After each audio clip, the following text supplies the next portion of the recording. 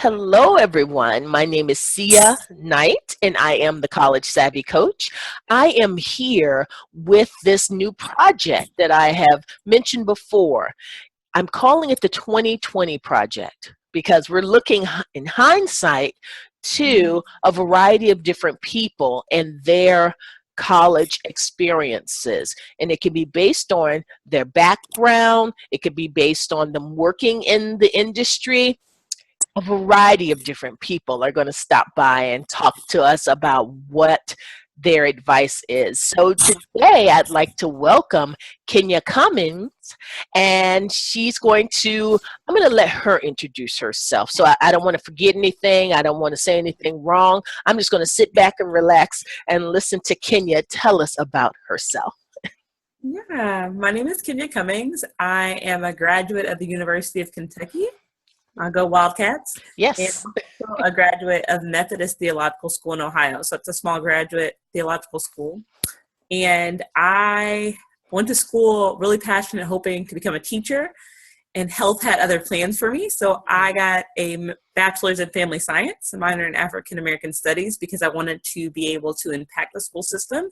And I knew that family science and social work the school system is always looking for some help and support in those kind of ways. And then realized after working in preschool and some other settings that, you know what, I need a little something more root what I wanted to do with my life. So I went to seminary and had a great time and experience. Was blessed to have scholarships, both go-rounds, so that I have very minimal student debt.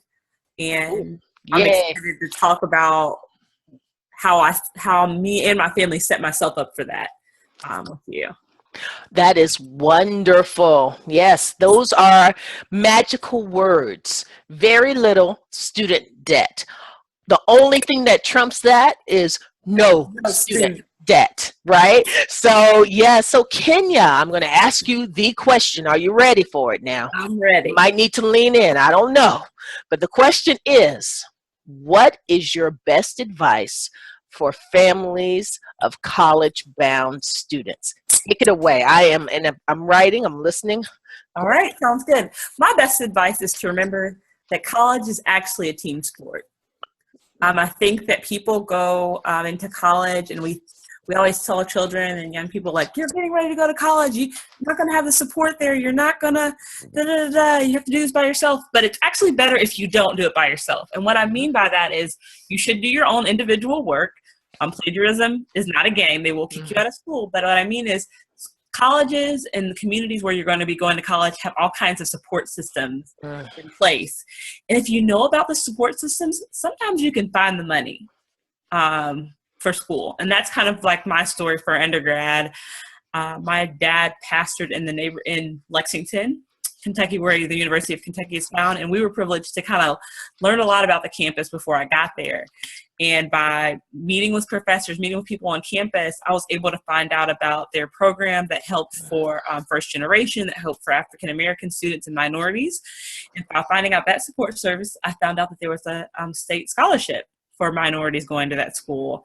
And I found that out early, like my sophomore year in high school. So I was able to build a great resume, maintain contacts and relationships, which helped me land the scholarship, but also helped me land a team of people to support me. So what came along with our scholarship was support staff who helped us figure out navigating college, helped us get into free support programs around our writing and our mathematics and things of that nature, things that can trip you up. And I wouldn't have been able to have that happen if I wouldn't have really had great conversations with my family and had great conversations with the staff of the university. Same thing even for graduate school. Visited a couple of different schools, clicked with the mission staff who were able to really talk me through all of the programs. I knew what I was getting myself into, and because I knew that and I knew what my aspirations was, I was able to find a full tuition scholarship. Okay, so you said that the best thing that you did was getting involved early. You mentioned your sophomore year in high school, which I hear too many people say, oh, it's so early. We've got plenty of time. We hear that junior year is the important year. What about senior year? No. So Yes, that is what we hear. Yes. Sophomore year is like the training year. You have to like be looking and paying attention and doing the groundwork. Junior year is like when you actually get to start for the team. You get to do the things and submit things and all that stuff. But really, junior year, you should be making decisions, not trying to figure out what you're doing. Right, right. So, what I would also ask you about is I would ask you about um, getting involved with the community and approaching those professors and having those contacts with those professors. Was that a difficult thing to do, or how did you go about that? Because some students are really, really unsure on how to do that. Yeah, I'll speak a little bit about mine, but I'll also speak about some young people that I mentor who just she's going into her sophomore year in college, and so I think her story fits a little bit easier, far more approachable than mine. I got to meet professors just because of the amount of community involvement I was involved in middle school and high school. So my family had mantra kind of is service is the rent you pay for living. Like they take that kind of thing very serious. So I would meet professors at community events, at church events, and ask them just questions about what they were doing, how they landed where they were.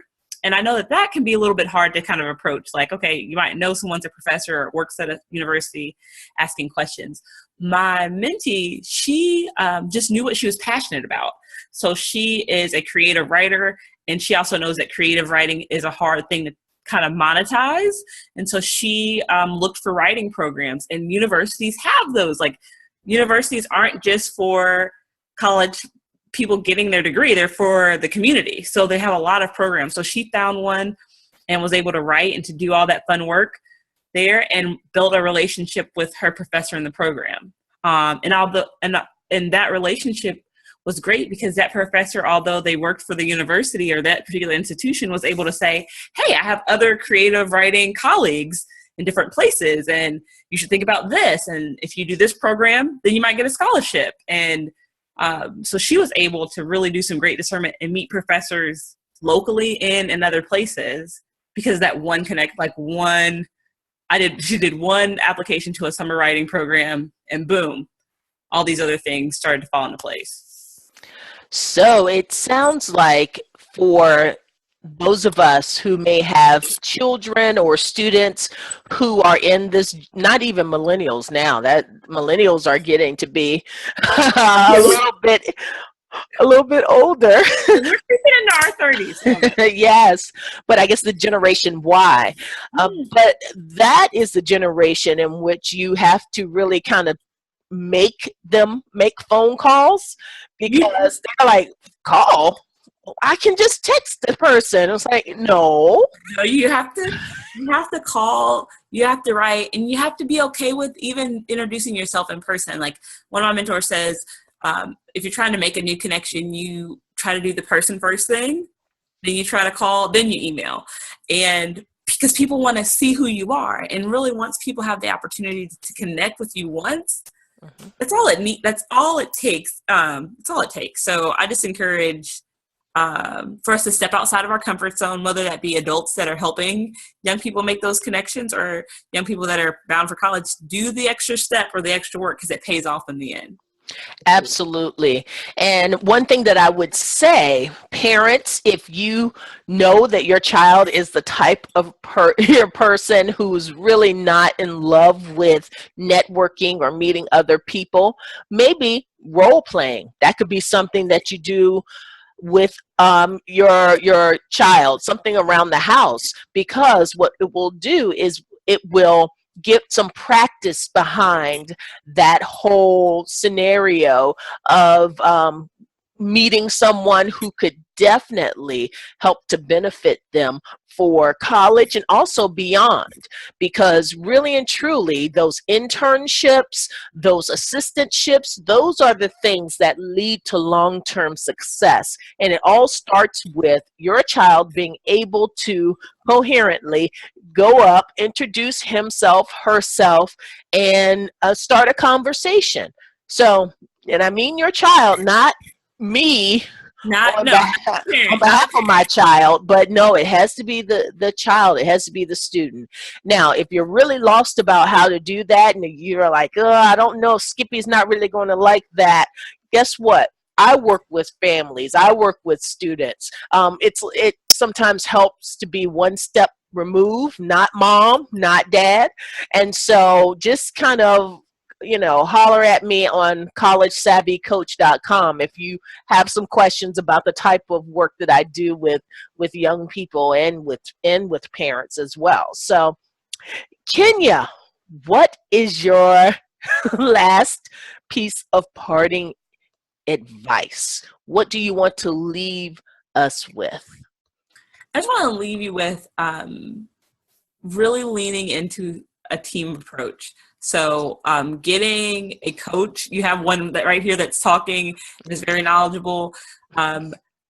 With talking to family members who've already been to college, I know that sometimes that's a challenge with families if someone's not had the experience. Trying to get someone someplace that you haven't been can be challenging. And I say use the resources that you have. And I mean even your local librarians. I mean calling the university yourself, practicing the role playing at home, inviting your children to do that with their friends and their peers. Like, we're all going to do this for the 10 minutes it takes to get to the movies tonight or whatever, because it's so important. I know that I would not have the degrees that I have without my friends and my family and the folks at my university and mentors that I have. So I just say lean into that. And if you don't know who those people are, like this is what this project is even about, and what the Savvy Coaches work is about, is getting connected with someone who can. Because I'm trying to tell you, graduating with no debt or very little debt is a beautiful, beautiful thing.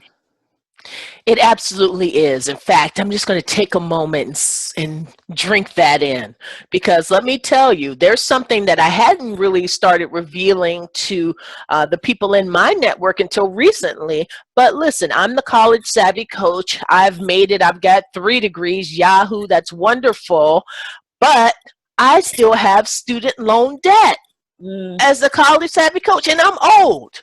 So my goal is to not be paying for school while my children go to college.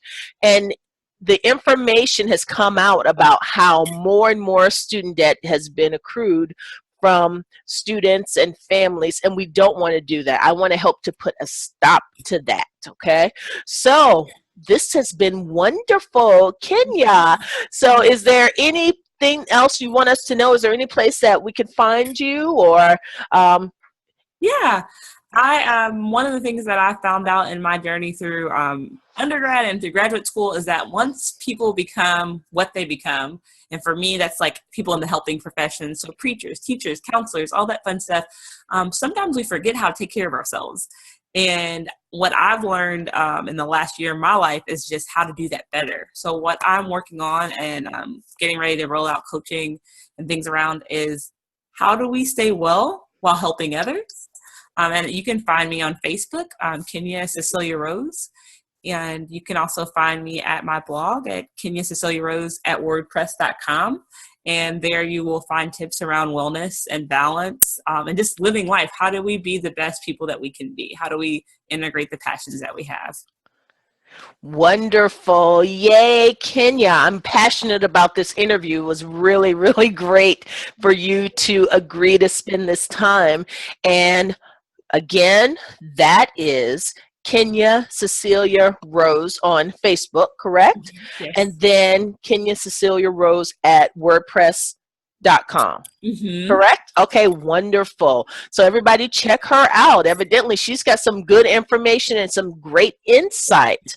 So I can't wait for you to really get that practice up and running, and you come back and talk specifically about that. How's that?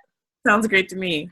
All right. Thank you so much, Kenya. Have a good evening, and thanks so much, everybody. Until next time, stay savvy.